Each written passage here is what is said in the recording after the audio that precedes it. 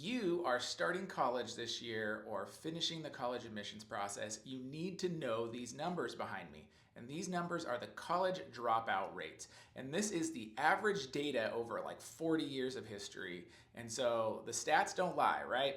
I want to start with this one right here. 23.3% of people that start their first year of college for a 4-year, bachelor's degree program don't finish 12 months.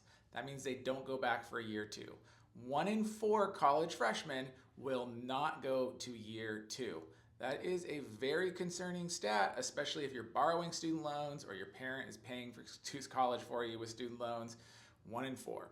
Number 2 is, I want you to see that one up there. 39% of full-time bachelor's degree students don't finish their bachelor's degree within 8 years. So now going beyond year 1, if you look at the whole entire college path, roughly 40% don't get their bachelor's degree when they start, over 1/3, right? So only 2/3 of students that start college finish with their bachelor's degree, and we've seen these stats across various studies. So why am I telling this to you? Well, college is expensive. It's not free. And if you are on the fence academically, socially, like you have other dreams and aspirations, you might not want to go into massive debt to see if it's worthwhile for you.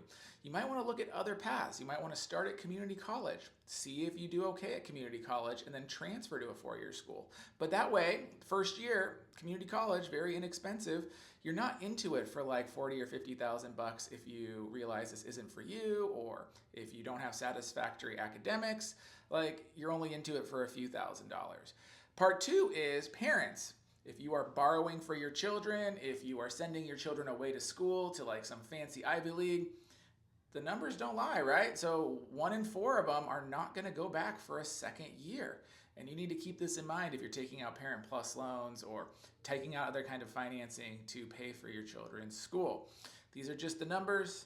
They're proven, and so you need to know these as you're going into the college decision. I hope that this gives you a little insight on what we see on the broad scale. I know everyone thinks their child is the best. I know everyone thinks their child is the smartest. But with grade inflation and colleges not checking your tests, I'm seeing more and more students drop out, and it's just leaving them and their families in dire financial trouble. So please keep this in mind as you make these decisions.